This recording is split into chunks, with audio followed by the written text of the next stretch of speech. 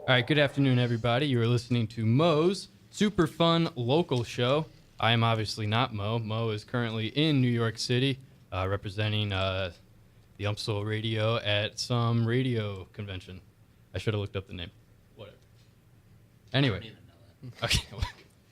We don't know what it is. Anyway, so my name's Ben, and in the studio today we got Springfield, Missouri's own, the Scamps. Hello. We're here with Holly, lead vocalist, and Charlie, lead guitarist / only guitarist. That's right. Anyway, let's get things started here. I'm gonna go back. Pretty far here. When did you two first meet and decide to form a band? It really just started that we went to a frat party that neither of us really wanted to be at. Okay. Yeah, it was a horrible place. It was horrible.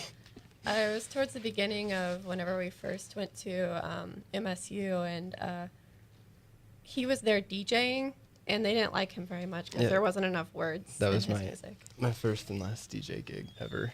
Wait, there wasn't enough words? Yeah, there wasn't enough words. Oh, It is was it just like music, like ambient music? No. Or not ambient music. But No, it was like, Trap music. club music, Oh, but nice. they wanted to hear like What- Taylor Swift and Top stuff. I had 40. a bunch of people that was like, hey, there's not enough words in this music. So, Interesting. So So you I- two just saw each other then? I went up to him because I walked in with my friends or whatever, and I was like, well, nobody looks interesting here, and I don't want to be here, and I want to leave.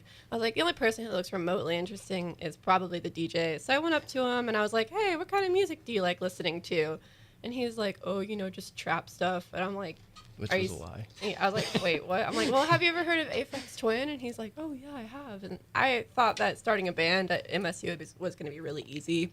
Turns out there's like a lot of lame people. So, Really? yeah, then I found out he wanted to start a band. And then we met up after that party. He left like 5 minutes after I talked to him. Yeah, I had to leave. I had to get out of there quick. So actually, that was going to be one of my questions. Is what's the local scene like down in Springfield? There's a lot of metal. Really? A lot of metal. Yeah, metal's big. There's garage punk shows. Okay. It's pretty. I mean, it's active. There's, Yeah. Okay. For a college town, I mean. Yeah, there's a one place at the Outland. They have a lot of shows there. They had like a big garage punk show there the other day, like the Garage Mahal. Is what it was called. That's amazing.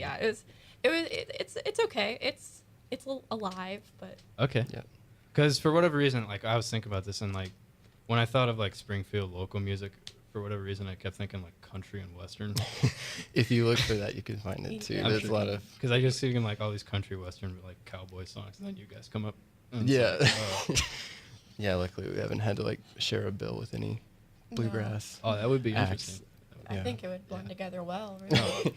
Yeah. 'Cause that's what western people like. They like their country western and garage rock.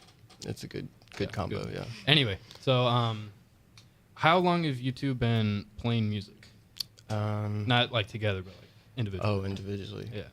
Well, we both come from, I guess both of us have been playing music for most of our childhoods. And I know I started when I was about 9, 10 was when I really started to play music for myself, and then I did like band in high school. Yeah. You and me both, Yeah, man. brother. Just to point out, me and Charlie went to the same high school. Yes, So, we yeah, did. I've definitely seen you grow as a musician over the years. Sure. But yeah, and I'm not going to speak for Holly, but I mean, I come from more of like the jazz background or whatever. I played in like some of the jazz bands and stuff. Yeah, yeah. Not that I was ever super serious about it. You were always good at it, though. Even though I guess you Was weren't I? serious, but you were always good at it. I don't know. But Holly, you're more of like a classical I'm violin. like classically trained, so I started violin when I was like 7, much to my dismay because I wanted to be in piano, but my mother surprised me with violin, which I was so upset about. But I stuck with it, and I did piano the next year, so I was like classically trained. I do all the classical stuff. I played in orchestra and all that stuff, and my dad would play a lot of guitar a lot of times, so that was kind of a big influence on me. So I started playing guitar. I picked it up myself and everything, and then kind of developed my vocals along with that so I could play songs that I like. And yeah, it just kind of progressed from there. Okay. So how did that transition over into like the kind of music that you play right now with the Scamps, like this garage rock? I think it was for me. I started listening to more like rock and roll type stuff. I listened to a lot of folk music when I was in junior high because I was Okay. weird, and so I started listening to like the White Stripes because I had them on my iTunes, and it just kind of progressed from there. From like anything in the Third Man Records realm, I got really into all of that, really into Jack White, and so I just kind of progressed from there, and here I am. Yeah. Well, and I didn't pick up the guitar till I was like 10 or so, 10 years old. But my uncle would play guitar, and that was Kovacs? yep. Yeah. And yeah, that was a big reason why I wanted to do it myself. And then I think like one of the first records I listened to that was like guitar music was a Frank Allison record, which is just, you know, some guy from Detroit that my dad had on the shelf 'cause when he lived in Detroit, it was some local guy. Okay. And I remember hearing that, you know, once you got to a certain age where you stop listening like your Disney CDs, I heard that, and that was also another reason like, oh my God, I have to play guitar now. Okay. So Amazing story. All right, so so then I guess, well, okay, I won't say like top 5 from each, but like who are some of your most influential bands? I know you guys have mentioned like Jack White, them. Charlie, I remember playing White Stripes with you. yes, back we in did. back in high school. That's right. Yeah. Tangent off of the White Stripes, definitely my most influential band is this band called The Kills. They kind of are associated with Third Man Records in some ways. Alison Mosshart, I love her. I love everything she does. So I kind of had a really big influence on pretty much everything that I do outside of music as well, fashion, everything. Right. Yeah. Well, and we definitely have that overlap with the Kills and some of those Third Man record projects. And then for me, it goes, I don't know, for like this particular project, a lot of like of the proto-punk from the 1960s. Yeah. I know that probably sounds kind of The pretentious. Sonics Oh, and no. everything.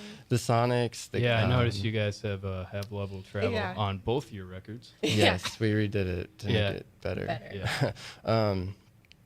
So yeah, I really liked that era of music, and then more recent artists, I would say, the Technicolors, Wolf Mother, of all things. Nice. I didn't really realize how much they'd kind of rubbed off on me until Yeah. I went back actually not that long ago and listened to them. Right. You know, and their self-titled record, their first one specifically, is the one that I always liked. That's amazing.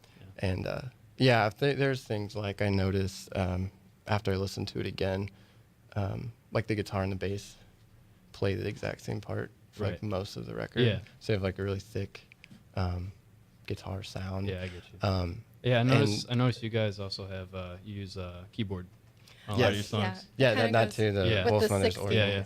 Yep. The 60s garage punk. Yeah, I that's what it remember reminded me of. Yeah. There's a video of Wolf Mother. Their keyboard player was playing an organ on stage, and he was like, you know, Just, like rocking it back and forth. yeah, you've seen the video then. Yeah. Yeah. Or probably every time he plays live, he does it.